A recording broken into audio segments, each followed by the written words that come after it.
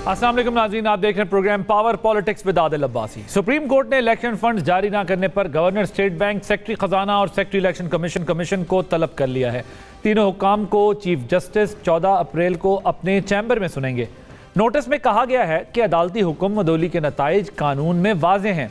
यह भी कहा गया है कि इस वक्त तौहीन अदालत की कार्रवाई से ज़्यादा अहम फंड्स की फराहमी का सवाल है, क्योंकि ऐसी कार्रवाई वक्त पर इलेक्शन अमल को ख़तरे में डाल सकती है।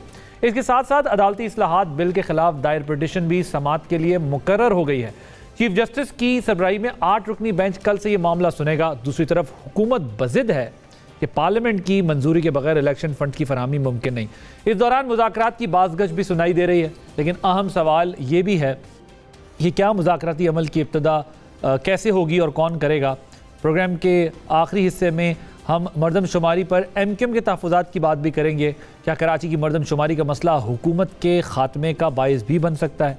प्रोग्राम के पहले हिस्से में मेरे साथ मौजूद हैं डॉक्टर मुसद्दिक मलिक, वज़ीर मुमलिकत बराए पेट्रोलियम, उस्मान डार साहब, सीनियर रहनुमा पाकिस्तान तहरीक इंसाफ के। डॉक्टर साहब, ज़रा मुझे ये बताइएगा, सुप्रीम कोर्ट ने इलेक्शन फ़ंड्स की अदम फराहमी पर जो है वो हुक्काम को नोटिस जारी कर दिए। अब तो कल सुबह 11 बजे इजलास भी बुला लिया। गवर्नर स्टेट बैंक, सेक्रेटरी खजाना, सेक्रेटरी इलेक्शन कमीशन को तलब कर लिया है। ये तीनों जो है वो रेलिवेंट है, क्योंकि अदालत ने कहा है कि तौहीन अदालत से ज़्यादा इम्पॉर्टेंट ये है कि फ़ंड्स की फराहमी को यकीनी बनाया जाए। हुकूमत के लिए अहम क्या है इस वक्त, क्योंकि अब सुप्रीम कोर्ट में जो ये पेशरफ्त है, इसके बाद अब क्या पोजीशन है? What is your priority now? देखिए, हमारे यहाँ पार्लिमानी जमहूरी निज़ाम है, यानी हमारी एग्जेक्टिव जो है बिल्कुल इंडिपेंडेंट नहीं होती। जैसे प्रेसिडेंशियल सिस्टम के अंदर एक प्रेसिडेंट होता है और अपनी वो काबीना बनाता है जिसका पार्लिमान से कुछ ताल्लुक़ नहीं होता। हमारे यहाँ तो पार्लिमान से ही वज़ीर बनाए जाते हैं। इस वजह से पार्लिमान ने जब रेजोल्यूशंस पास करनी शुरू की और तकरीबन रोज़ रेजोल्यूशंस पास करते चले गए, तो फिर ये बड़ी वाज़ेह हो गई एग्जेक्टिव के पास, वज़ीर आज़म के पास या वफाकी हुकूमत के पास, कि वो ये जो फ़ैसला हुक्मनामा आया है अदालत का, उसको पार्लिमान के सामने ले जाए। तो उसको बरवक्त पार्लिमान के सामने ले जाया गया है। पार्लिमान उसके ऊपर फ़ैसला करेगी और जो भी पार्लिमान फ़ैसला करेगी एग्जेक्टिव उसी के ऊपर अमल पैरा होगी। डॉक्टर साहब, लेकिन पार्लियामेंट में तो ऐसा मामला पहली दफ़ा गया है एक, और पार्लियामान को हमारे वज़राए आज़म सेशंस ही अटेंड नहीं करते।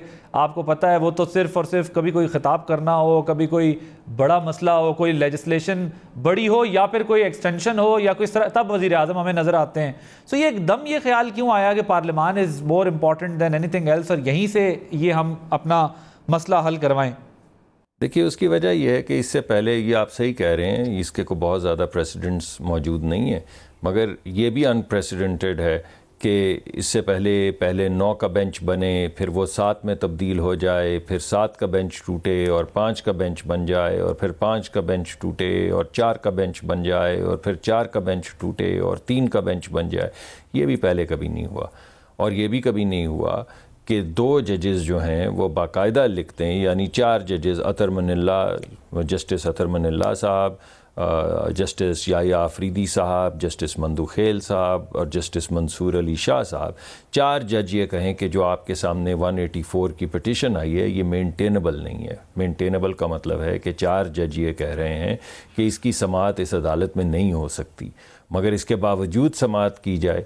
2 जज लिख के दे दें कि ये फैसला 4-3 का है, मगर इसके बावजूद 3 का बेंच जो है वो एक तो फैसला इसका मतलब ये है डॉक्टर साहब कि सुप्रीम कोर्ट ने, आपके ख्याल में, जी, आपका ये ख्याल है कि सुप्रीम कोर्ट ने चूंकि पार्लियामान के इख्तियारात सलब कर लिए हैं, तो पार्लियामान चाहे जैसी सही, लेकिन सुप्रीम कोर्ट ने मखसूस हालात पैदा कर दिए हैं जिसकी वजह से अब हुकूमत को पार्लियामेंट का सहारा ही लेना पड़ेगा और कोई रास्ता नहीं है सुप्रीम कोर्ट के फैसले से अलहदा होने का। मेरा नहीं ख्याल जी कि ये बात है। असल बात ये है कि सुप्रीम कोर्ट का जो फ़ैसला आया है वो सुप्रीम कोर्ट के ही जजेस ने जो तबसरे फरमाए हैं और जो गुफ्तगू की है, उसके बाद अब मैं उस फैसले के मुतल्लिक क्या कहूँ, वो आपके सामने है फैसला। तो और ये भी आपके सामने है कि जस्टिस मंसूर अली शाह ने कहा कि 1 मैन शो नहीं होना चाहिए, और उन्होंने कहा कि इम्पीरियल कोर्ट नहीं होना चाहिए। फिर आपने वो भी देख लिया जो अतर मनिल्ला साहब, जस्टिस अतर मनिल्ला साहब ने लिखा, जिसमें उन्होंने कहा कि जजेस should not be seen as politicians in robes, यानी ऐसा नहीं दिखना चाहिए कि जजेस या जजमेंट्स जो हैं वो सियासतदान जुब्बे पहन पहन के फिर रहे हैं। ऑब्वियसली नोट बड़ा स्ट्रांग है in that regard. It should not be seen that the court is जी जी बिल्कुल ठीक है। मैं जरा और ये भी आपने देखा, उन्होंने ये लिखा कि it should not be seen that the court is a part of a political strategy of a particular stakeholder, यानी अदालत को ऐसा दिखना नहीं चाहिए कि वो किसी एक फरीक की सियासी हिकमत अमली का हिस्सा बन रही है। तो ये तमाम These were very strong words by the judge, honorable judge, इनको देखते समझते हुए। जी these were very strong words by the honorable judge, लेकिन इसमें जो है वो बेसिकली यहाँ तक ये इशारा मिलता है कि मुकम्मल तौर पर ये इख्तियार नहीं है कि कोई असम्बली तोड़े या बनाए, सिर्फ और सिर्फ पॉलिटिकल स्ट्रेटजी के तौर पर, और फिर उसके बाद कोर्ट से जो है वो रिलीफ लेने की कोशिश करे या कोर्ट उसका हिस्सा बने। एक इंटरप्रिटेशन इसकी ये बनती है। डार साहब ये बताइएगा सुप्रीम कोर्ट में, ये उसका मतलब तो मैं आप पे छोड़ता हूँ। जी नहीं सुनिए, मैं इसकी इंटरप्रिटेशंस तो अखबारात में भी आ रही हैं, टीवी प्रोग्राम पे भी आ रही है, और मैं बड़ी रिस्पेक्ट करता हूँ आपकी इंटरप्रिटेशन की, मगर ये वाहिद इंटरप्रिटेशन नहीं है जो सामने आई है, जो आपने दी है। और क्या है जी, ये जब आप कह रहे हैं कि जो फैसले अदालतें ऐसा दिख रही हैं कि किसी एक फरीक, यानी वहाँ पे कितने फरीक हैं, किसी एक फरीक की सियासी जो पॉलिटिकल स्ट्रैटेजी है उसका हिस्सा बन रही है, तो ये इसमें कोई सिर्फ ये तो नहीं कि असेंबली तोड़ जोड़ का तो जिक्र नहीं है, इसमें तो साफ लिखा है, इसमें इस लाइन को अगर उर्दू में कहें कि ऐसा नहीं दिखना चाहिए, ये नहीं उन्होंने कहा कि ऐसा है, उन्होंने कहा ऐसा नहीं दिखना चाहिए कि अदालत जो है वो किसी एक सियासी फरीक की सियासी जो हिकमत अमली है उसका हिस्सा बन गई है। तो इसका क्या मतलब है? इसका मतलब ये थोड़ी सिर्फ कि असेंबली तोड़ दी है। अब मैंने तो उसको सियासी पॉलिटिकल पर्सपेक्टिव में देखने की कोशिश की है ना, कि गालिबन शायद ये इशारा होगा। मैं भी हतमी तौर पे तो इस बारे में राय नहीं काम कर सकता। आपने बड़ा नोबल व्यू लिया है और मैं उसकी बड़ी रिस्पेक्ट करता हूँ, बिकॉज ये बहुत नोबल आपका व्यू है और मैं उसकी बड़ी रिस्पेक्ट करता हूँ। मेरे ख्याल में मैंने noblest of the views interpretation जो है अभी आपसे सुनी है।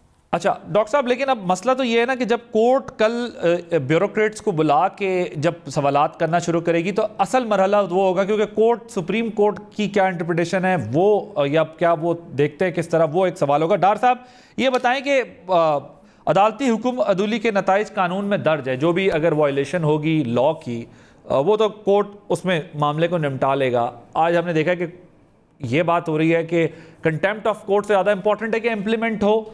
अब ये बताएं कि ये जिस प्रोसेस से चीज़ें आगे जा रही हैं, तरीक़ इंसाफ मुतमईन है, आप लोग सेटिस्फाइड हैं?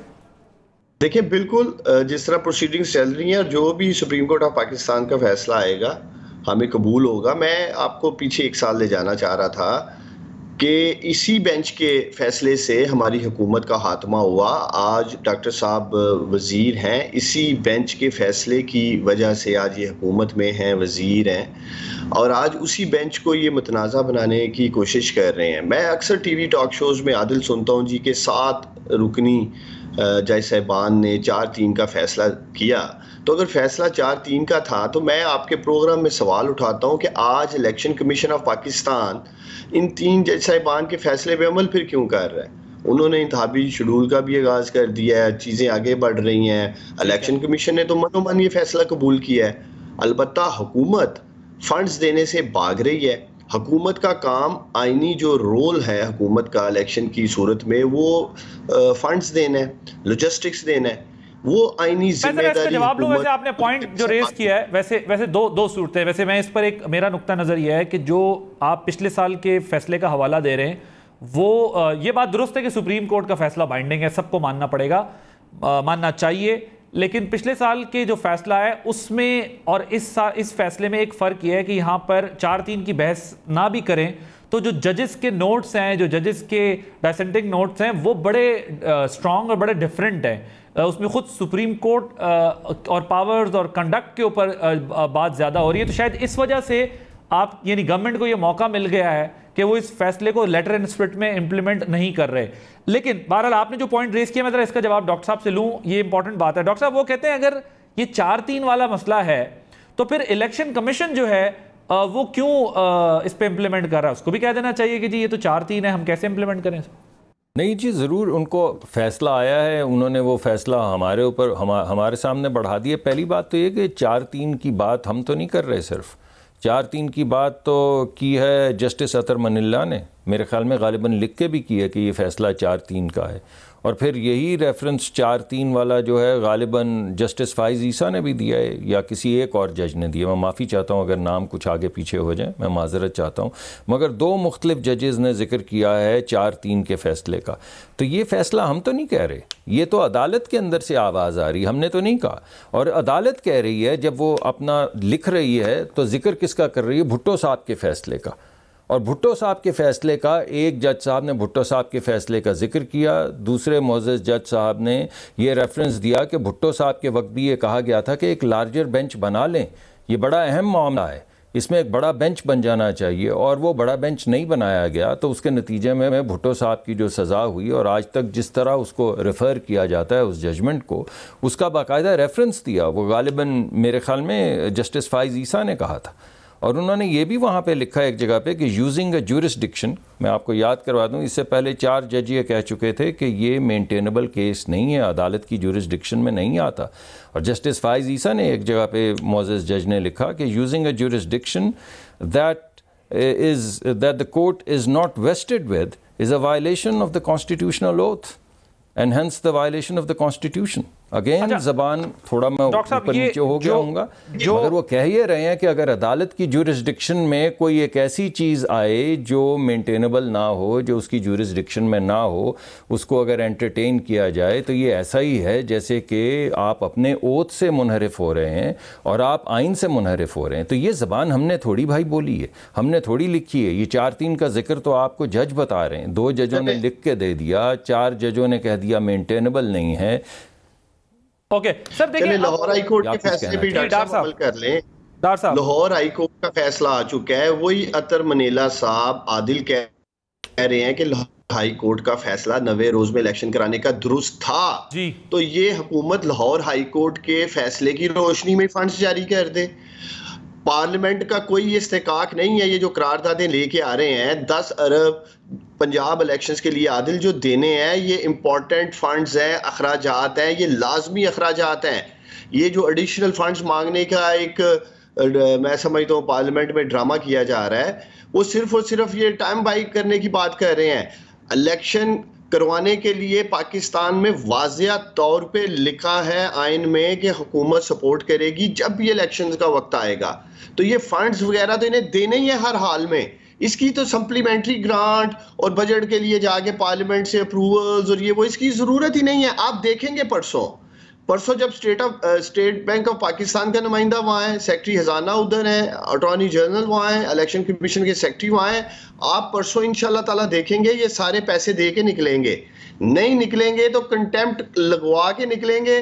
और वैसे ही हुकूमत 175 का आह्वान है, ये 4-5 दिन लग भी जाएगी तो वो वजीर आज़म चेंज करके दूसरा वजीर आज़म बना लेंगे, जैसे 17 में हुआ था, जैसे 2012 में हुआ था। वजीर खजाना जाएगा, वजीर दफा जाएगा, मजीद वज़रा जाएंगे, हो सकता है सारी कैबिनेट उड़ जाए जिसने कंटेम्प्ट की है। कैबिनेट का भी तो एक इजलास हुआ है, हमने इनसे नाम मांगे क्या पूरी कैबिनेट भी फारिग हो जाए? अगर 4 वजीर भी साथ फारिग हो जाएं, पूरी कैबिनेट ना सही पूरे 4 वजीर भी फारिग हो जाएं, तो वो 4 वजीर भी चेंज हो जाएंगे, वजीर आज़म भी चेंज हो जाएंगे। कैसे चेंज होंगे? फिर इनके 171 अरकान रह जाएंगे ना। 4 जब नहल हो गए तो 175 है टोटल, तो 175 तो हुकूमत के लिए चाहिए। तो हुकूमत वैसे ही गई घर सारी। तो जब हुकूमत घर चली जाएगी उससे आप क्या अचीव करेंगे, मैं ये पूछ रहा हूँ। जनरल इलेक्शन होगा मुल्क में, फिर ऊपर भी पंजाब में भी, खैबर पख्तूनख्वा, सिंध, बलोचिस्तान, फिर हर तरफ इलेक्शन होगा ना। सर मैं आपको ये राना सनाउल्लाह साहब का एक शॉर्ट सुनवाता हूँ। देखिए अब इसमें 2 चीज़ें हैं ना। एक तो ये है कि अगर कैबिनेट के 4 लोग फारिग हो जाते हैं, मिसाल के तौर पे 3 लोग फारिग हो जाते हैं, गवर्नमेंट चली जाती है, तो आपने जनरल इलेक्शन करा लिया, इंटरिम गवर्नमेंट भी बनानी है ना, कोई इंटरिम गवर्नमेंट होगी, कोई सिस्टम होगा जिसके तहत आप इलेक्शन कराएंगे। लेकिन जिन्होंने इलेक्शन करवाना है उनके बारे में राना सनाउल्लाह साहब क्या करें, जरा सुनिए। 14 या 16 अगस्त को जब हमारी टर्म पूरी होगी तो अगर तो हमें आइन इजाज़त देता हो तो उससे आगे जाने की तो जाएंगे, वरना हम उस दिन मुद्दत पूरी होने पे हम पीछे हट जाएंगे। केयर टेकर सेटअप आएगा और उसके बाद इलेक्शन को उसकी जिम्मेदारी होगी। अगर आइन में कोई गुंजाइश हुई तो फिर हो सकता है। ये थोड़ा मुख्तलिफ बात है, मगर वो ये कह रहे हैं कि अगर हमें गुंजाइश देता होगा, यानी कुछ सोच रखा होगा गवर्नमेंट ने, अगर डिस्क्वालिफिकेशन वाली बात ना भी हो तो। आदिल ये कभी इलेक्शन में नहीं जाना चाहेंगे, ये अक्टूबर में भी इलेक्शन नहीं करवाएंगे। अगर आज इलेक्शन के लिए पैसे नहीं हैं तो 4 माह बाद कहां से आएंगे पैसे? सिक्योरिटी के हालात कैसे बेहतर होंगे, तो ये अगले 1.5-2 साल बिल्कुल इलेक्शन से भागने के मूड में है। ये इस दिन का इंतजार कर रहे हैं कि इमरान खान जो आज 70% पॉपुलैरिटी का ग्राफ है पाकिस्तान में, वो किसी तरीके नीचे आ जाए। पाकिस्तान में हर गुजरने वाला दिन इमरान खान सर मुझे ये बताएं ना कि पॉलिटिकल गवर्नमेंट है, अगर वो इलेक्शन नहीं करा रही, आपके बकौल अभी नहीं करा रही, अक्टूबर में नहीं कराना चाहती, कल ये गिर जाते हैं, कोई इंटरम सेटअप आ जाता है, तो किस तरीके से जो है वो हो सकता है अभी कुछ 4-6 लोग और दोबारा मिल जाएं, फिर कुछ हो जाए, लेकिन किस तरीके से फिर आप इंटरिम सेटअप से हुकूमत ले अपना इलेक्शन ले लेंगे? क्योंकि इंटरिम तो पंजाब और केपी में भी है, वहां भी इलेक्शन नहीं ले पा रहे आप। देखें ये वाज़िया तौर पे आइन में लिखा है कि इंटरिम सेटअप 90 रोज से आगे नहीं जा सकता। उसमें आप 21 दिन और ऐड कर लें, 111 दिन हो जाएंगे। तो मकसद ये तो आइन में लिखा है। पंजाब में भी जो निगरान वजीर आला मोहसिन नकवी हैं, 111 दिनों के बाद उनके तमाम फैसले गैर आईनी होंगे। सर मगर 90 डेज लिखा हुआ था ना, 90 डेज से तो आगे चले गए इलेक्शन। टेक्निकली स्पीकिंग 90 डेज से इलेक्शन आगे चले गए, लिखा हुआ 90 डेज था। मुझे डॉक्टर साहब जरा ये बताइएगा कि पार्लिमानी रवायात के मुताबिक हर साल जो है एक सप्लीमेंट्री ग्रांट दी जाती है नए बजट में, तो उसमें कई प्रोजेक्ट्स हैं जो मंजूर होते हैं इस सप्लीमेंट्री ग्रांट की मद में जो खर्चा होता है उसके बाद। मुझे ज़रा ये बताएं कि 21 अरब रुपए की पेशगी मंजूरी के लिए आप बिल ले आए हैं पार्लियामेंट के अंदर। वो आपने बताया कि चूंकि सुप्रीम कोर्ट में फैसला उस तरीके का नहीं हुआ जिस तरीके का आप लोग चाहते थे या एक्सपेक्ट कर रहे थे, तो अब अदलिया के सामने पार्लियामान खड़ी हो गई है 21 अरब रुपए के लिए, या फिर जो दूसरी साइड का ये मौक़िफ़ है कि इनको पता है ये इलेक्शन हार जाएंगे, ये नहीं जीत सकते आगे 6 महीने बाद भी, तो इसलिए इन्होंने जो है ना वो सारा का सारा निज़ाम ही बिठा दिया है। इसका वाहिद मकसद जो है वो अदालती जो फैसला है उससे बचने के लिए सारा कुछ किया आप लोगों ने। देखिए बात यह है कि ये पार्लियामान का फैसला तो नहीं था कि 4 जजेस ने कह दिया 7 में से कि ये मेंटेनेबल नहीं है। ये तो पार्लियामान ने नहीं फैसला किया। ये भी पार्लियामान का फैसला नहीं था कि 2 जजेस ने लिख के दे दिया कि ये फैसला 4-3 का है। ये तमाम कंट्रोवर्सीज पूरा पार्लियामान देख रहा है ना, क्योंकि पूरा मुल्क देख रहा है और मुल्क की रिप्रेजेंटेशन पार्लियामान में हो रही है। तो जब पार्लियामान देख रहा है, लोग देख रहे हैं और पार्लियामान रोज़ रेजोल्यूशंस पास कर रहा है और ये कह रहा है, तंबीह कर रहा है एग्जीक्यूटिव। पर डॉक्टर साहब ये बताइए कि जो राणा साहब कह रहे हैं कि ये हम देखेंगे अगर आइन गुंजाइश देता होगा तो हम हो सकता है आगे जा सकें, और अगर नहीं देता होगा तो फिर जिस तरह होगा उस तरह करेंगे, ये क्या कहना चाह रहे हैं राणा साहब? जी ये मुझे नहीं मालूम। मैं तो समझता हूँ कि आइन के मुताबिक हर चीज़ होनी चाहिए और जैसे वक्त ख़त्म होता है हुकूमत का तो इलेक्शन होने चाहिए। राणा साहब ने कुछ पढ़ा होगा, मैंने नहीं वो देखा है, मेरी उनसे इस बारे में बात भी नहीं हुई है। इस वजह से मैं उनसे बात करूंगा तो फिर कोई तबसरा कर पाऊंगा कि वो किस चीज़ को अलूट कर रहे हैं। ये पार्लियामेंट का कोई टेन्योर आगे बढ़ाने का ऑप्शन ज़ेरे गौर है, या इंटरिम जिस तरह यहाँ चल रही है 90 दिन के बाद भी आगे फेडरल में भी वो चलती रहे? नहीं, मैंने ऐसी कोई गुफ्तगू नहीं, मैंने कोई ऐसी, ये मैंने अभी आपने बयान सुनाया तो मैंने सुना, लेकिन मैंने कोई ऐसी गुफ्तगू नहीं सुनी अभी तक। ये पहली दफ़ा आपने जब बयान सुनाया तो मैंने सुना। वैसे नेशनल असम्बली का ड्यूरेशन बढ़ाने का ऑप्शन तो है ना कॉन्स्टिट्यूशन में? मेरे ख्याल में एक्सट्रीम इमरजेंसीज़ के अंदर कोई इमरजेंसी प्रोविज़न है, एक प्रोविज़न ऐसी दी हुई है। हो सकता है उसको एलूड कर रहे हो, लेकिन जैसा मैंने आपको कहा मेरी उनसे बात नहीं हुई, तो इस पे जब तक मैं उनसे पूछूं नहीं कि उनका मतलब क्या था उस पर। तो आपका ख्याल है अक्टूबर में इलेक्शन हो जाएंगे? जी मेरे ख्याल में हो जाएंगे। जब मुकर्ररा वक्त आएगा, इस हुकूमत का टेन्योर ख़त्म होगा, केयर टेकर गवर्नमेंट आएगी, इलेक्शन हो जाएंगे। यहाँ लेंगे एक ब्रेक और डिस्कशन को कंटिन्यू रखेंगे।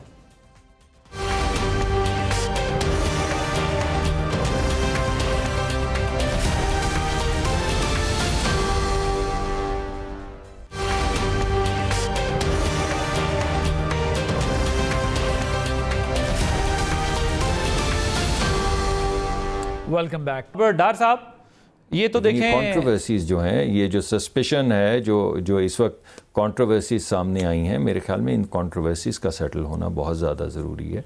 इस तरह की अनसर्टेनिटी सर लेकिन पीटीआई का मानना ये है ना, पीटीआई का मानना ये है कि अगर ये अभी इलेक्शन नहीं करा रहे, इन्होंने अक्टूबर में भी नहीं कराने, और ये अभी इलेक्शन इसीलिए नहीं करा रहे क्योंकि इनको पता है कि ये हार जाएंगे और आगे तो फिर सवाल ही नहीं पैदा होता। तो वो सस्पेशन सारा जो सस्पेक्ट कर रहे हैं वो इस वजह से कर रहे हैं कि उनका ये ख्याल है कि आप लोग गवर्नेंस की वजह से, क्योंकि ज़ाहिर है 14% महंगाई पिछले साल थी, आज जो है वो पता नहीं 26% की 29% चली गई है।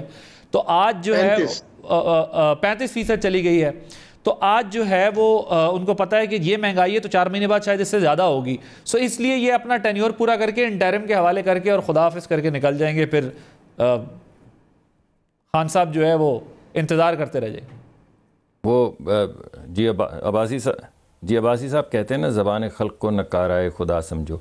ये जिन मुअज़्ज़ज़ जजों के मैंने नाम लिए आपके सामने और उनकी कोर्ट्स पेश की हैं, इन्हें तो इलेक्शन नहीं लड़ना है, इन्हें तो कोई खौफ नहीं है कि इलेक्शन हार जाएंगे या जीत जाएंगे। तो वो ये गुफ्तगू क्यों फरमा रहे हैं? यानी कुछ तो गलत है किसी जगह पे। अगर आधा सुप्रीम कोर्ट एक जगह पे खड़ा है और मुख्तलिफ लोग मुख्तलिफ औकात में फ़ैसलों के ज़रिए और वर्बली ये तमाम बातें कर रहे हैं जो मैंने आपके सामने रखा, और अभी बहुत सी और बातें हैं जो मैंने आपके सामने नहीं रखी। आप लोग कोई रेफरेंस ला रहे हैं? ये तमाम गुफ्तगू हो रही है तो कुछ तो है ना ऐसा कोई रेफरेंस ला रहे हैं आप लोग? जी कोई रेफरेंस ला रहे हैं? फिर मैंने नहीं अभी तक सुना जी इस बारे में कुछ। सर अगर आप मसला ये है कि मेंटेनेबिलिटी वाली बात आपको याद होगा, वैसे आपके साथ हमारी वैसे भी गपशप होती थी जब पनामा का मामला था। तो 2017 में मियाँ साहब ने अपनी डिस्क्वालिफिकेशन एक्सेप्ट कर ली। 2012 में गिलानी साहब डिस्क्वालीफाई हुए, खुद PTI PMLN ने बहुत ज़ोर लगाया कि वो डिस्क्वालीफाई हों, घर जाएं। इस दफ़ा ऐसा क्या जादू है कि आप लोग कहते हैं कि बेशक डिस्क्वालिफिकेशन होती है वो भी हो जाए कोई बात नहीं, बेशक निज़ाम जाता है चला जाए कोई बात नहीं, इंतखाबात रोकने के लिए कुछ भी हो जाए। ये ऐसा क्या जो है वो जादू की छड़ी है इस दफ़ा कि आप लोग जो है वो कहते हैं कि टकरा जाओ, इस दफ़ा नहीं मनने गाल? आपने देखिए वो सुप्रीम कोर्ट के तमाम जजेस थे, हम तो उस फैसले पे जो हमने तनकीद की है या हमारा जो नुक्ता नज़र है वो उन फैसलों की बाबत के एक बाप ने अपनी बेटे की कंपनी से बोर्ड पे सर्व करने के लिए तनख्वाह ले सकता था, अगरचे नहीं ली लेकिन ले सकता था, इसलिए तमाम उम्र के लिए नाअहल। उसकी तनकीद तो आज आपके सामने है, लेकिन माना उसको क्या? इसलिए माना कि कोई सुप्रीम कोर्ट आधा है दूसरी तरफ खड़ा हुआ था उस वक्त। किसी सुप्रीम कोर्ट के जज ने ये कहा था कि जजेस शुड नॉट अपीयर दैट जजेस आर, और मैं अगर कोई अगेन मैं गलती कर जाऊँ तो माफ़ी चाहता हूँ क्योंकि मैं दिमाग से वो उसको रिकॉल कर रहा हूँ उस स्टेटमेंट को कि जजेस should not appear to be politicians in robes, ऐसी को बात सुनी थी जी। तो ये गुफ्तगू जो आ रही है इससे आपको पता चल जाना चाहिए कि कोई आईनी एक आईनी कोई क्योस पैदा हुआ है, कोई आईनी बहरान पैदा हुआ है। आपको याद होगा डॉक्टर साहब, हम वैसे ऑफ द रिकॉर्ड भी उस जमाने में, अब तो खैर ये पुरानी चीज हो गई, गपशप जब होती थी तो हम ये मेंटेनेबिलिटी पे बात होती थी। आप लोगों ने उस वक्त मेंटेनेबिलिटी को चैलेंज नहीं किया, हालांकि सुप्रीम कोर्ट में उस वक्त भी मेंटेनेबिलिटी को चैलेंज किया जा सकता था। और 12 में तो जाहिर कुछ और सिनेरियो था, कुछ और सिनेरियो था, लेकिन आज जो है वो आप सही कह रहे हैं। मगर आज तो जी मैं बताता, सॉरी आप बात मुकम्मल जी मगर मैं कह रहा था कि आज आप बेसिकली ये प्ली ले रहे हैं कि सुप्रीम कोर्ट के अंदर से आवाजें उठ गई हैं, लेकिन कल सुप्रीम कोर्ट अगर कोई फैसला कर लेती है जिस तरह डार साहब कह रहे हैं, सुप्रीम कोर्ट के 4 जज नहीं भाई सुने ना यार, अगर बड़ा बेंच फैसला कर ले, आप मुझे बताइए कि अगर कोई खतरा नहीं है, आप हमें कह रहे हैं ना कि हम इलेक्शन नहीं करवा रहे क्योंकि इलेक्शन से भाग रहे हैं, तो आप मुझे बताइए बड़ा बेंच क्यों नहीं बन रहा? अगर इतना कंट्रोवर्सी हो गई वैसे मैं खुद भी हैरान था, वैसे मैं खुद भी हैरान था जी, नहीं है, मैं खुद इस बात पे हैरान था जी, मुझे खुद इस बात पे हैरानी थी कि जब खान साहब भी कह रहे थे, PTI भी कह रही थी, गवर्नमेंट भी कह रही थी कि फुल कोर्ट बन जाए, हमें कोई मसला नहीं है, फिर भी फुल कोर्ट नहीं बना। जाहिर है ये एक सवाल तो अपनी जगह आपका बड़ा वैलिड है कि जब ऑपोजिशन और गवर्नमेंट दोनों तैयार थे फुल कोर्ट के लिए, तो फुल कोर्ट क्यों नहीं बना? यही तो वो एब्सोल्यूट पावर्स हैं हमारे यहाँ कि जब किसी के पास होती हैं तो फिर फैसला उन्हीं का चलता है। जी डार साहब। नहीं देखिए, आपके गुमान में ये आया, आपके गुमान में ये आया कि देखें ये सुप्रीम कोर्ट ऑफ पाकिस्तान का इस्तेकाक है, लार्जर बेंच बनाएं, फुल कोर्ट बनाएं। मैं आपके प्रोग्राम से मौका उठाते हुए डॉक्टर साहब से सवाल पूछता हूं, अदालती इस्लाहात का जो ये बिल लेके आए पार्लियामेंट में, वो सुप्रीम कोर्ट में हो गया चैलेंज, और मैं देख रहा था उसके लिए 8 रुकनी लार्जर बेंच बन गया है। अब भी कमिटमेंट ले लें डॉक्टर साहब से, आपके प्रोग्राम में आपके व्यूअर्स सुन रहे हैं कि इस लार्जर बेंच का फैसला स्ट्राइक डाउन कर देता है, अगर वो कबूल होगा इन्हें जी, या इसके अंदर भी ये कहेंगे जी वो जज नहीं बैठा हुआ था, काजी फायज ईसा साहब इस बेंच में नहीं थे, कोई सीनियर नहीं, इनसे अभी कमिटमेंट लें, ये बेंच काबिल कबूल है 8 रुकनी के नहीं। डॉक्टर साहब देखिए, बात यह है कि एक तो हम आज भी ये कह रहे हैं कि इन तमाम चीज़ों को, जी मैं जवाब दे रहा हूँ कि इतनी बड़ी जो आइनी मसाइल सामने आ रहे हैं, हमारे ख्याल में फुल कोर्ट बनना चाहिए। दूसरी बात यह है कि आप जज की अगर ये जो बेंच है, बड़े मोअज़्ज़ज़ बेंच है, और ये जैसा भी वो बेंच बनाए ठीक है, लेकिन वो तमाम लोग जिनके मैंने नाम लिए हैं आपके सामने, justice Athar Minallah, justice Yahya Afridi, justice Mandokhail, justice Aminuddin, justice Mansoor Ali Shah, justice Faez Isa, किसी का नाम सुना है आपने उसमें? यानी वो तमाम लोग, ये कौन लोग हैं जो ये तमाम ऑलरेडी ये तमाम बातें कर रहे हैं? ये इनके नाम क्यों आपको सुनने में नहीं आ रहे? ये क्यों है कि जितने भी ये जो बेंच बनते हैं उनके अंदर कुछ जजेस की रिप्रेजेंटेशन 150 पौने 200 मरतबा उनकी पार्टिसिपेशन होती है इस तरह के बेंचेस के अंदर, और बाज़ जजेस की 4-5 मरतबा? ये क्या बात है?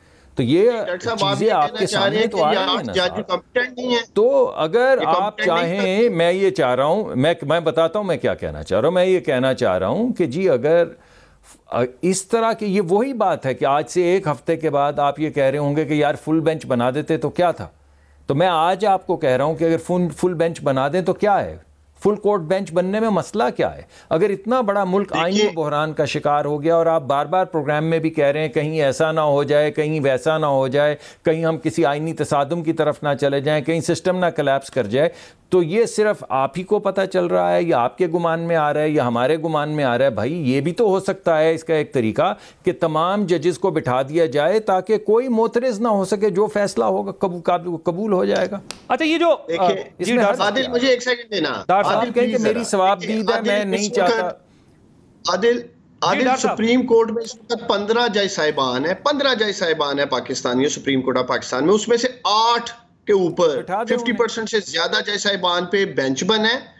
पीटीआई नहीं कह रही कि हमें वो जज चाहिए, हमें वो जज चाहिए। ये पीडीएम और खास तौर पे नून लीग क्यों डिमांड करती है इन जज साहिबान का, मैं ये सवाल उठाता हूं। हमने तो नहीं कहा कि हमें वो जज पसंद है, वो जज पसंद नहीं है। हमारे लिए ये 8 के 8 काबिल एहतराम है। डॉक्टर साहब, आपका बयानिया ये होना चाहिए कि ये भी कॉम्पिटेंट जज साहिबान है, हमारे लिए काबिल एहतराम है। 8 रुकनी लार्जर बेंच बना है, उसके ऊपर भी जी वो अंदर नहीं है। हम तो नहीं कह रहे, पता नहीं इनको क्यों उस तरह के जज साहिबान मनपसंद चाहिए। आगे इन्होंने काजी फायज ईसा साहब को एक पॉलिटिकल जलसे में बुला के पॉलिटिकल तकरीरें करके सुप्रीम कोर्ट के खिलाफ कंट्रोवर्शियल कर दिया है। वो आपके फ्यूचर के चीफ जस्टिस है डॉक्टर साहब, आपने वहां पूरा एक पॉलिटिकल थिएटर लगाया हुआ था। माजरत, आप समझते हैं वो कंट्रोवर्शियल है? आपने कर दिया ना उन्हें, आपने ज्यादती की उनके साथ, आपने उनके साथ ज्यादती की ना, आपने उनकी मौजूदगी में सुप्रीम कोर्ट ऑफ पाकिस्तान के वैसे मैं आप दोनों से वहां पे तशरीफ लाए हैं। आप क्या जस्टिस, वैसे मैं आप दोनों से इंतहाई एहतराम के साथ आईनी एक मिनट अगर आप मुझे इजाजत दें। डॉक्टर साहब, जी आप कहिए। जी बात कर लें, आप बात करें। जी मैं ये कह रहा हूँ कि बजाय इसके हम तो जो उनकी स्टेटमेंट्स हैं और जजमेंट्स हैं उस तक अगर फोकस करें तो बहुत ज़्यादा बेहतर होगा, बजाय इसके आपने उनको कंट्रोवर्शियल बना दिया या नहीं बना दिया। जो चीज़ें हुई हैं, जो चीज़ें लिखी गई हैं, जो कहा गया है, हम सिर्फ उसे रिपीट कर रहे हैं। इसको अगर आप पॉलिटिकल एंगल देना चाहें और बोलें आपने उनको कंट्रोवर्शियल कर दिया, तो ये तो एक डिस्कशन और तरफ चली जाएगी, इसमें फिर एहतराम के दायरे में रह के बात करना मुश्किल हो जाता है। मसला ये है, मेरी सिर्फ दरख्वास्त ये है कि बड़ा बेंच, अगर आइन का इतना बड़ा मसला है और कुछ जजेस ने उस आइन के ऊपर एक पोजीशन, आइनी नुक्ते पे पोजीशन ली हुई है, उन सबको एक्सक्लूड कर देना, उनके कोई भी नाम हो, जिन सब जजेस ने एक नुक्ते के ऊपर कहा है, तकरार की है और कहा है कि ये सही नहीं है, उनको भी तो बैठना चाहिए ना। अगर आप एक कंसेंसस और क्रेडिबिलिटी डेवलप करना चाहते हैं तो उसमें हर्ज क्या है? राइट। अच्छा, अब इसमें मैं एक चीज अर्ज कर दूं डॉक्टर साहब, इससे before you comment on this, कोई फायदा नहीं। गो अहेड डॉक्टर साहब जल्दी, फिर मैंने इस पे कमेंट खुद देखिए, बात ये है कि 2 ही बेंच बने थे। एक 9 रुकनी था जो 27 फरवरी को बना, उसमें फैसला हुआ कि नया बेंच तश्कील दिया जाएगा, वो 5 रुकनी था। अगर डॉक्टर साहब के पास, मुझे बड़ी खुशी होगी, अगला कल प्रोग्राम आपके साथ कर लेंगे, अगर 7 रुकनी बेंच की कोई जजमेंट है जिसके ऊपर साइन हुए हों, जो ये बार बार 4-3 करते हैं, हम भी मनोमन सब कुछ कबूल कर लेंगे। एक सियासी बयानिया बनाने के लिए अदालतें आइन और कानून की रोशनी में चलती हैं डॉक्टर साहब, इस तरह फैसलों से नहीं चलती हैं कि उन्होंने कह दिया था तो अब 4-3 हो गए हैं। या तो सारे बेंच पे बैठते, उन दो काबिल एहतराम जज साहबा ने सुना ही नहीं केस, तो आप उनको कैसे नथी कर सकते हैं 7 रुकनी बेंच की शक्ल में। तो इसलिए बेहतर है कि आप लाहौर हाई कोर्ट का फैसला मान लें। लाहौर हाई कोर्ट तो कह रहे हैं ना इलेक्शन करवाएं। मैं जरा दोनों लाहौर हाई कोर्ट का मान लें फैसला। डॉक्टर साहब मैं जरा एक ये अर्ज कर दूं, देखिए अभी हम टीवी पे आधे घंटे की डिबेट के अंदर सुप्रीम कोर्ट को 28 मिनट डिस्कस कर चुके होंगे। हालांकि प्रैक्टिकली स्पीकिंग आपका काम ये है अब कि आप इस गवर्नमेंट की बैड गवर्नेंस पे या महंगाई पे, इन्फ्लेशन पे वो गुफ्तगू करें जो ये आपके दौर में किया करते थे। और गवर्नमेंट का काम ये है कि ये ऑपोजिशन को जो है वो पॉलिटिकल बैटल जो है वो पॉलिटिकल तरीके से हराए। लेकिन अनफॉर्चुनेटली हमारे यहाँ सुप्रीम कोर्ट और लोअर कोर्ट से लेके सुप्रीम कोर्ट तक जो इस वक्त माहौल है वो सिर्फ सियासी केसेस का है।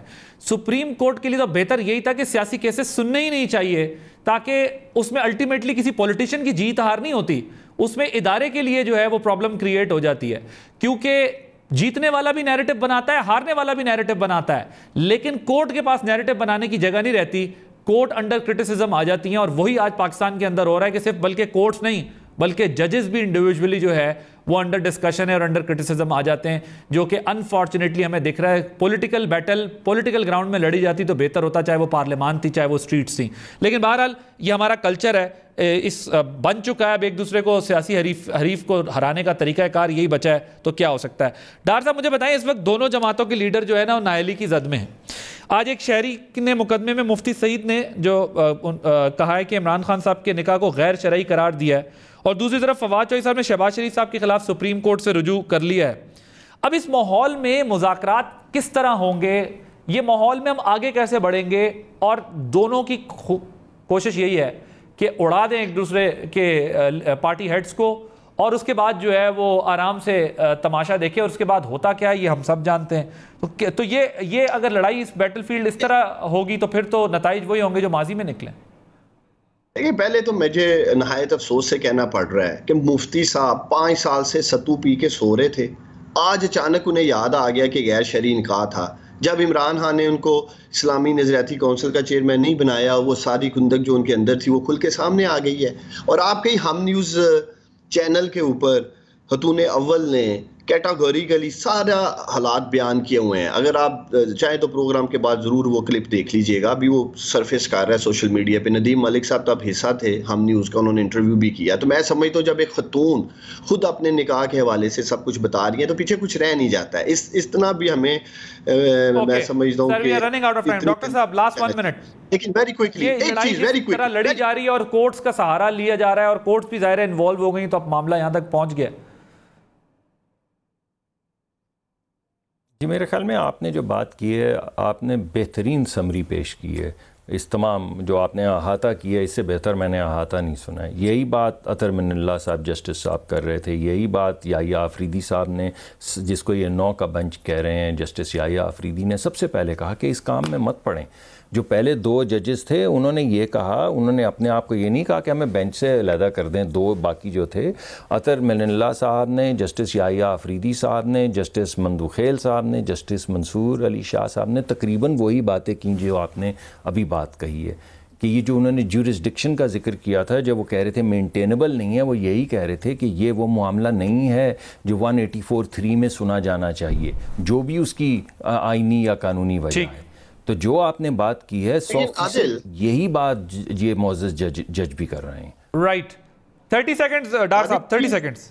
30 सेकंड ये है कि सुप्रीम कोर्ट ऑफ पाकिस्तान में ये मामला गया ही क्यों डॉक्टर साहब? अगर इलेक्शन कमीशन ऑफ पाकिस्तान अपनी आईनी जिम्मेदारियां पूरी करता, 90 रोज में कैटेगोरी लिखे इलेक्शन होंगे तो सुप्रीम कोर्ट के पास। उस्मान डार साहब, मुसद्दिक मलिक साहब, आप दोनों का बहुत शुक्रिया। एक ब्रेक लेंगे, ब्रेक के बाद जाएंगे तो कुछ कराची की सूरत हाल पे बात करेंगे आफ्टर दिस ब्रेक।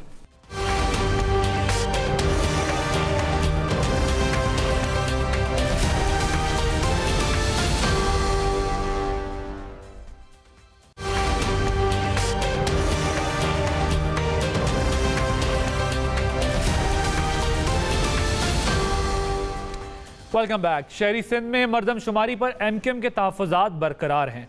2017 की मरदमशुमारी पर एमक्यूएम समेत दीगर सियासी जमातों के तहफ़्फ़ुज़ात की वजह से 2019 में नई मरदमशुमारी की मंजूरी दी गई। इस साल फरवरी में इस अमल का जब आगाज़ हुआ मगर अब तक के जो आदाद शुमार हैं वो इन तहफ़्फ़ुज़ात को दूर करने के बजाय मज़ीद बढ़ा रहे हैं और प्रॉब्लम्स का बाइस बन रहे हैं। इदारा शुमारियात के मुताबिक 90% मरदमशुमारी मुकम्मल होने पर कराची की आबादी 1 करोड़ 35 लाख के लगभग है। याद रहे आप लोगों के 2017 की जो मरदमशुमारी थी उसमें कराची की आबादी 1 करोड़ 60 लाख बताई गई थी, जिससे ये जाहिर है कि बाकी 10% अमल मुकम्मल होने के बाद भी कराची की ऑफिशियल आबादी में काबिल ज़िक्र इजाफा मुमकिन नहीं। आपको ज़रा बैकग्राउंड याद कराएंगे। कुछ दिन पहले एमक्यूएम के कन्वीनर डॉक्टर खालिद मकबूल सिद्दीकी उन्होंने एक धमकी भी दी थी। उन्होंने क्या कहा था, पहले वो सुनिए। अगर हमको गिना नहीं तो तारीख ने तो तोला है, आपको भी तोलना पड़ेगा। हमें गिन ले इससे पहले कि उल्टी गिनती शुरू हो जाए। जी, इससे पहले कि उल्टी गिनती शुरू हो जाए हमें गिन लें, ये तहफ़्फ़ुज़ात का इज़हार किया एमक्यूएम के जो रहनुमा हैं उन्होंने। अब जो फवाद चौधरी साहब ने बात की है, ज़रा वो भी आपको सुनवाता हूँ। उन्होंने तो आज बड़ा मुख्तलिफ और बड़ा सख्त स्टांस लिया इस मामले पर। क्या कहा, वो सुनिए। कराची में जब 95% मरदमशुमारी मुकम्मल हो गई है, हैदराबाद और कराची की आबादी में मरदमशुमारी जो एमक्यूएम के मुतालबे पर हो रही है उसके बाद सिर्फ 29 लाख का फर्क रह गया है। ये मरदमशुमारी जिसमें 45 अरब रुपया खर्च किया गया है, ये कितनी शफाफ और ट्रांसपेरेंट है। एमक्यूएम की लीडरशिप के ऊपर कराची के लोग जो हैं उनको उसका एहतसाब करना चाहिए। जिस तरह ये 5-6 वजीरों ने अपने आप को बेचा है पीपल्स पार्टी के आगे और कराची के अवाम के हकूक को पामाल किया है, इस मरदमशुमारी में कराची की आबादी 20 लाख कम हो गई है 2017 की मरदमशुमारी से। सिर्फ 5 साल में 2 मिलियन लोग कराची में कम हो गए हैं। कम अज कम 2 नशिस्तें कौमी असम्बली में कम हो जाएंगी अगर इस मरदमशुमारी के ऊपर आप गए तो। जी, हमारे साथ इस वक्त मौजूद हैं एमक्यूएम के सीनियर डिप्टी कन्वीनर मुस्तफ़ा कमाल साहब, फॉर्मर मेयर रहे हैं कराची के। मुस्तफ़ा कमाल साहब, फवाद चौधरी साहब का जो बयान है वो आपने सुना होगा यकीनन। एमक्यूएम का क्या मौक़िफ़ है इस पर? देखिए, उनके बयान पे तो मेरा कोई तबसरा नहीं है। उनका भी इस तरह की बात करना बनता है और अभी जागे हैं वो। हम पिछले 2.5 महीनों से कोई ऐसा दिन नहीं गुजरा जिस मरदमशुमारी के ऊपर एमक्यूएम 2 फरवरी से मैं बात कर रहा हूँ, 2 फरवरी की डेट निकाल कर रख लें, और अब तक हम तकरीबन जो है वो 6 प्रेस कॉन्फ्रेंसेस कर चुके हैं। इस हवाले से 3 दफा वजीर आजम से मुलाकात कर चुके हैं। इस हवाले से 4 मीटिंगें जो है वो एहसन इकबाल साहब जो कि इसके वजीर हैं उनसे हो चुकी हैं, और हमारी तकरीबन 1.5 दर्जन से ज्यादा मीटिंग यहाँ पर जो प्रोविंशियल ब्यूरो ऑफ स्टैटिस्टिक का जो डिपार्टमेंट खाना शुमारियात का जो इदारा है उनके लोग हैं उनसे हुई है। आज एक मीटिंग सीएम हाउस में थी, आज एक मीटिंग दूसरी गवर्नर हाउस में थी। ये सारी फिगर्स जो है वो ये जो जितनी भी डेफिशिएंसीज निकल कर आ रही हैं, फर्ज करें कि अब ये जो सेंसस का डिपार्टमेंट है वो खुद कह रहा है कि 1,000 यहाँ पर कराची में 3200 ऐसी बिल्डिंग्स हैं जहां पर हाई राइजेस हैं जहां पर लोग नहीं पहुंचे। ये किसकी वजह से इनके पास फाइंडिंग्स आई हैं? ये हमारी वजह से आई हैं। फिर दूसरा वो कह रहे हैं कि तकरीबन जो है वो 6,000 ऐसे ब्लॉक्स हैं जहां पर जो है वो 16,000 में से 6,000 ऐसे ब्लॉक्स हैं, 6 से 7,000 जहां पर प्रॉब्लम्स आई हुई हैं। किसकी वजह से आई हैं? हमारी वजह से आई हैं। फिर हमने पूरी कैंपेन शुरू कर रखी है कि मरदमशुमारी हमारी रेड लाइन है। ये जो अभी नंबर्स आए हैं ये हम कहीं से मान ही नहीं सकते। असल पॉइंट तो यही है ना, देखिए उनको पॉलिटिक्स करने का मौका इसी बात पे मिला कि अगर 90% सेंसस कंप्लीट होने के बाद जो नंबर सामने आ रहा है और वो 2017 से भी कम है, तो फिर तो ये एक बड़ी अलार्मिंग सी सिचुएशन है अपार्ट फ्रॉम पॉलिटिकल डिफरेंसेस। लेकिन ये बात तो ठीक है ना कि ये एक तरह का कराची के साथ मजाक ही है। आपका भी आप जिक्र कर रहे हैं, उनको या जो लोग जिस पर बातें कर रहे हैं, हम उनको अपनी मीटिंग्स की सारी कारगुजारियां तो आकर नहीं बता सकते और हमें वो बतानी भी नहीं है। हमने इसको छोड़ा हुआ नहीं है और ये जो नंबर्स आ रहे हैं अगर हम इस पे खामोश रहते या हम इस पे कोई बात नहीं करते तो फिर तो ये नंबर्स अनाउंस हो चुके होते। भाई ये तो अभी उनकी फाइंडिंग आ रही है ना। अगर यहाँ पर जितना कुछ भी अभी वफाक से इदारा आ गया, यहाँ पर हमने बार बार बताया कि ये जो लोग आ रहे हैं प्रोविंशियल गवर्नमेंट से जो ताल्लुक जिनका है मैं उनकी इंटेंशन पे नहीं जाता, लेकिन जो वो काउंट कर रहे हैं, जो वो बातें कर रहे हैं, जो उन्होंने यहाँ पर इलाकों में गए हैं, वहां पर उन्होंने सही काउंटिंग नहीं की है, सही घरों पे नहीं गए। प्रोविंशियल गवर्नमेंट ने या जिन्होंने भी इसको हाउस काउंटिंग का सिलसिला किया है, उस हाउस काउंटिंग में भी तकरीबन 34 लाख तकरीबन जो है वो घर हैं के इलेक्ट्रिक के जिसपे मीटर लगे हुए हैं। आप हमें जो है 29 लाख घर काउंट कर रहे हैं यहाँ पर, जबकि 25% यहाँ पर कुंडा चल रहा होता है। फिर अच्छा, जो है वो मुझे ये बताएं कि अब आप फेडरल गवर्नमेंट का पार्ट भी हैं, फेडरल गवर्नमेंट की ही सुपरविजन में ऑब्वियसली ये काम हो रहा है। अगर ये नंबर 1.5 करोड़ भी चला जाता है तो वो नंबर तो 17 में भी था, और अभी भी अगर 1.5 पौने 2 करोड़ 10% को हम 1.5 करोड़ भी मान लें, फिर क्या स्ट्रेटेजी होगी एमक्यूएम की? एमक्यूएम क्या गवर्नमेंट को छोड़ भी सकती है? नहीं, अभी तो ये कौन मानेगा 1.5 करोड़ को? बिल्कुल नहीं मानेगा जी। अब 2016-17 के रिजल्ट को नहीं मानते। 2017 में जब 1 करोड़ 60 लाख पॉपुलेशन बताई गई है, तो अगर हम उसे मान रहे होते तो फिर ये अभी 5 साल पहले ये सेंसस क्यों होते? ये तो भाई हमारे मुतालबे पे ही, एमक्यूएम के मुतालबे पे ही 5 साल पहले का ये सेंसस हो रहा है ना। तो अगर हमें यही फिगर्स माननी हो तो भाई हम कितने नईव हैं कि हम ये वाली फिगर मान लेंगे 2017 से कम की। तो भाई हम तो 2017 की फिगर को नहीं मानते। अभी इस पे बहुत सारी बातें हैं। देखिए, मैं आपके चैनल पे पब्लिकली बोल नहीं सकता कि हमने क्या कर रखा है और आगे क्या होने वाला है और हम कहां पर हमने फाइंडिंग्स निकाल के दिए।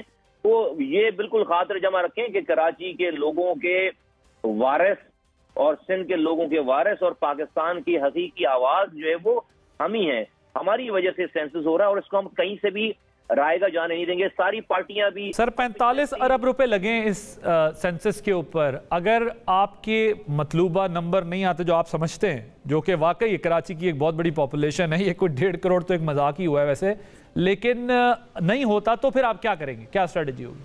नहीं, हम इस पे, ये हमारी रेड लाइन है, हम इस पे ऑल आउट। मैं तो अब ये आपको लफ्जों में इसको बता ही नहीं सकता। ये हमारी नस्ल कुशी के मुतरादिफ है। अगर हमें नहीं गिनना, अगर इस मुल्क में आप हमें सही गिन नहीं सकते तो भाई आप हमारी फिर दर्जा बंदी कर दें कि हम जो है वो किस दर्जे के पाकिस्तानी हैं।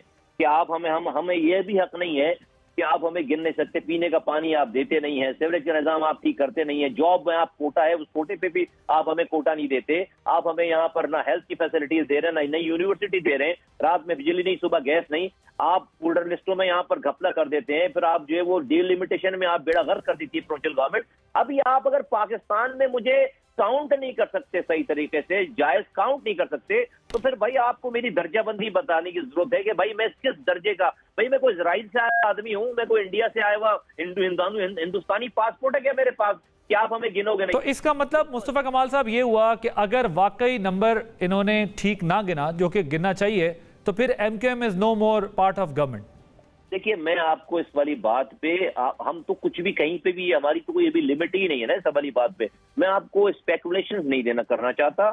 मैं अभी भी समझता हूं कि सेंस प्रिवेल करेगा, क्योंकि हमारी तमाम इदारों से बात हो रही है, वफाकी हुकूमत से बात हो रही है, सूबाई हुकूमत से बात हो रही है, और सब लोग हमारी बात सुन भी रहे हैं और हमारी बात को मीटिंग में एक्सेप्ट कर रहे हैं। उसका रिजल्ट अगर उस हिसाब से नहीं आया तो डेफिनेटली हम इस सेंसस को नहीं मानेंगे। अगर रिजल्ट उस हिसाब से नहीं है, जो फाइंडिंग्स आई हैं ये हमारी फाइंडिंग्स नहीं है, ये तो खुद ब्यूरो ऑफ स्टैटिस्टिक्स की फाइंडिंग्स हैं कि भाई 32,000 उनको नहीं गिना गया। ठीक, मुस्तफा कमाल साहब, thank you so much for giving your time. नाज़रीन, आप गुफ्तगू सुन रहे थे। कराची एक बड़ा शहर है, ये बात दुरुस्त है कि अगर उसका नंबर ही ठीक नहीं गिना जाएगा तो उसके मसाइल को ठीक तरीके से एड्रेस कैसे किया जाएगा। कराची के बहुत पेचीदा मसाइल हैं जिनको संजीदगी से सोचने, समझने और हल करने की ज़रूरत है। आदिल अब्बासी को इजाज़त दीजिए। अल्लाह हाफ़िज़।